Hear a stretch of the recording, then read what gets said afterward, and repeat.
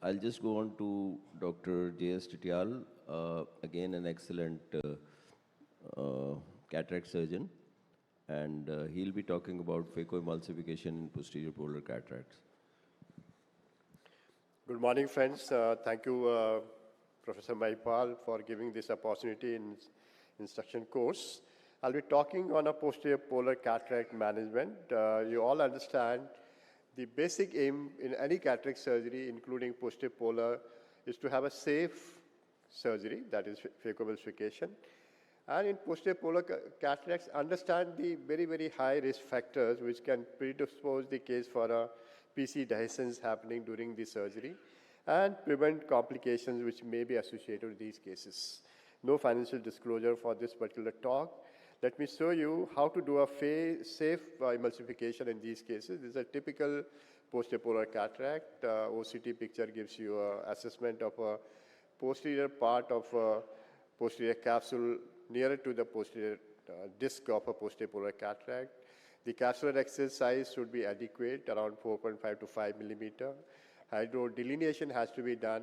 Avoid hydrodissection. You can see in the IOCT microscope the classical delineation of a nuclear core from the epinucleus. If you have a viscoelastic, have a cushion for an endothelium. Subsequently, you can do a safe chopping of the nucleus without too much of disruption of epicortical cushion, which is created by the hydrodelineation, and play in a manner which is safe. That means your phacoparameter has to be adjusted, no fluctuation to be seen. Epicortical cushion has to be removed towards the end, and make sure you don't create this. This is called pseudo defect, which we have described this as a posterior polar cortical disc defect. In fact, this indicates your posterior capsule is intact. You'll see in the OCT picture subsequently. You can see the cushion is still intact. I'm removing the last bit of cushion here. Subsequently, without decompromising the anterior chamber dynamics, you can aspirate the cortex. This I'm aspirating with the handpiece itself. Remove your second hand, fill with the viscoelastic. Don't let chamber collapse, and implant the IOL. You can see very nice integration of the position of IOL, which is stable, and the PC is intact. And that shows your surgery has been perfect in these cases. But it is very important to understand, before you jump for surgery, what are the risk factors which can be imposed on us. So these are various presentations of posterior polar cataracts. In a just real-time examination, sometimes not very, very clear, which are those cases where you have a posterior capsule weak in these cases. In that way, I think, apart from the examination, anterior segment OCT, if you have a IOCT microscopes, all these features will point towards the high-risk features. So this you can see a reduplicated type of cataract, and the size is also important. If the size is more than 4 millimeter, then it's a high-risk case. And this is what a classical feature of pre-existing defect, where you have a whitish granulation just behind that in the anterior vitreous face. And the hardness of nucleus is also very important. Harder the nucleus, you have more chances of damage happening in these cases. This is what we published in JCRS, the assessment of these cases with the anterior segment OCT pre-op, and this 100 sequential cases we scanned with the OCT, and we realized these are 3 important morphology in your OCT assessment which can be a high-risk factor. The first is the conical shape on a posterior polar cataract. Second is the moth-eaten appearance, and third is the eclectic morphology. If you have these 3 morphology in your anterior segment assessment, these are high-risk cases. If you see here, these morphology are seen in around 10% of cases, and they have very high risk of opening the posterior capsule during your surgeries. Rest 90% cases are conventional or a generalized morphology of posterior polar cataract, where chances of PC opening is very, very less. You can do a routine surgery in these cases.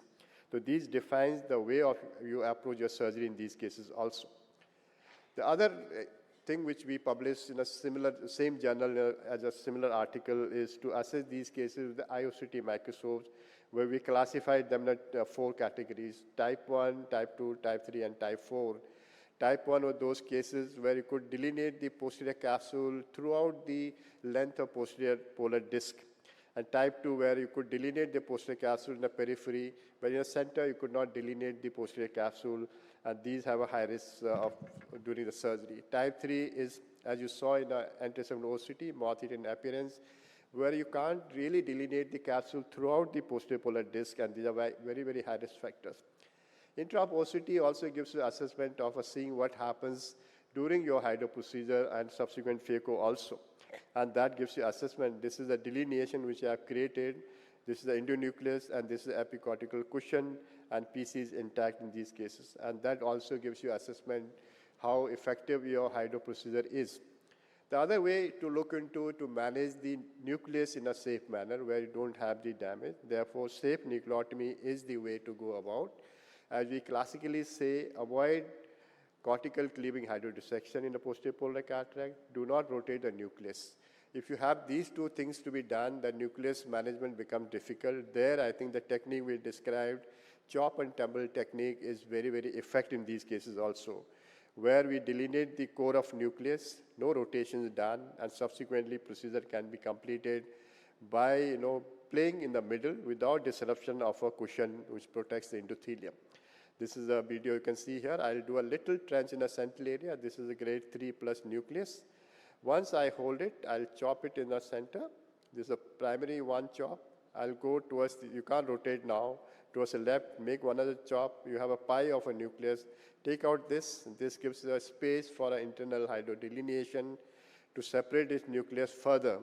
And subsequently, you can just tumble the nucleus to the center, centripetally, and you can manage this case without the rotation or disruption of epicortical cushion, which may be attached to the posterior capsular disc.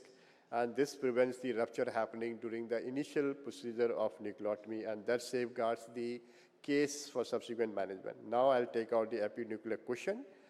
First pull out from the periphery to center, then you take out in a bulk, so that even you have a tear, it will not disrupt the anterior vitreous face. And this is how you complete the surgery effectively in these cases also.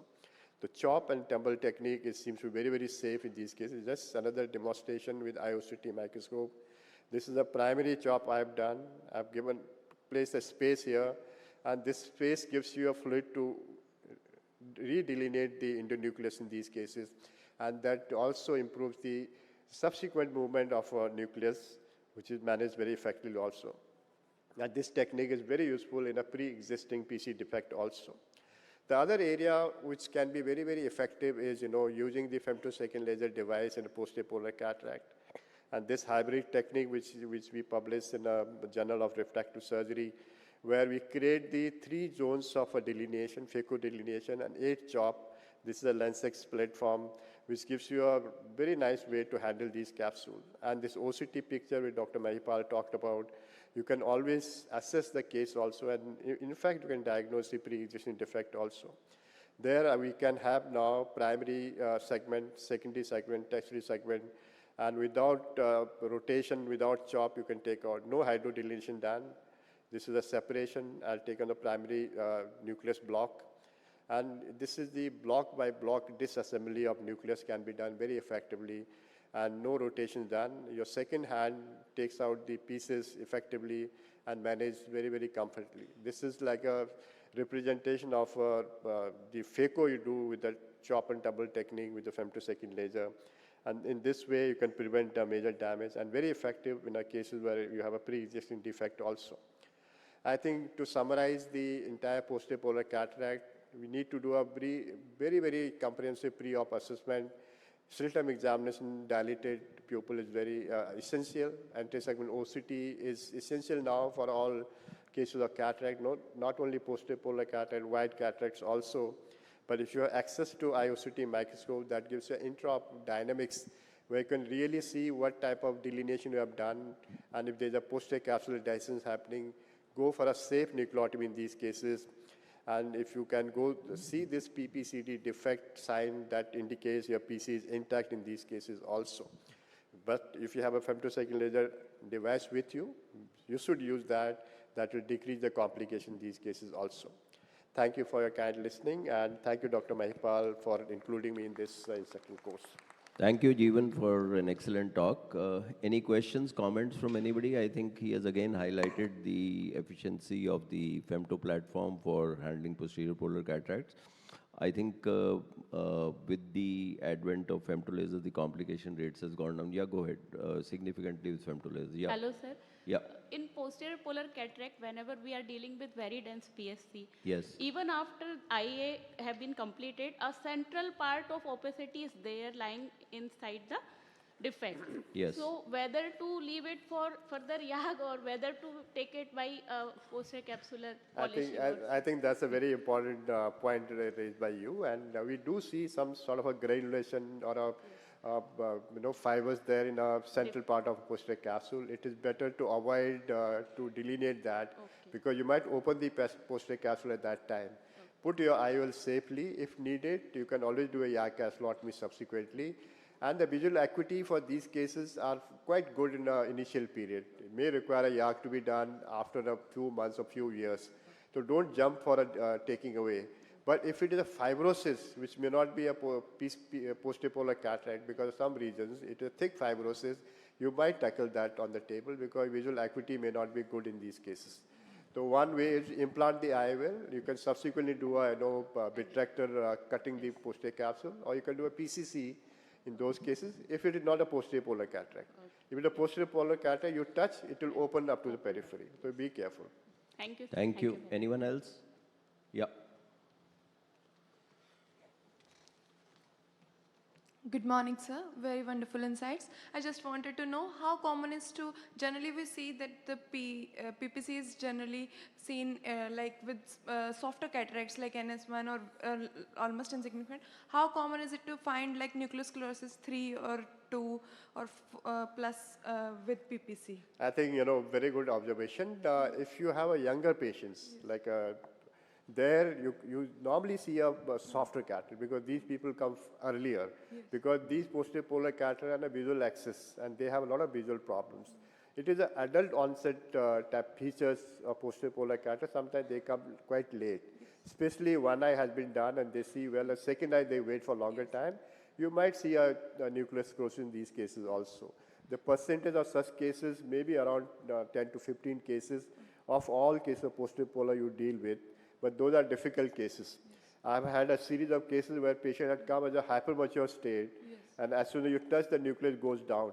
And there, it is very important to examine the other eye also, because other eye will give you a lot of telltale signs of, either a complicated surgery or a posterior polar feature may be there in these cases Whether also. the lens is in bag or was placed. So if you suspect something, if you don't see, go up to the posterior capsule with the OCT picture, you might do the UVM in these cases, which might give you features of little bit of, you can say, spots behind the posterior capsule. That may be a feature for a posterior capsule opened up.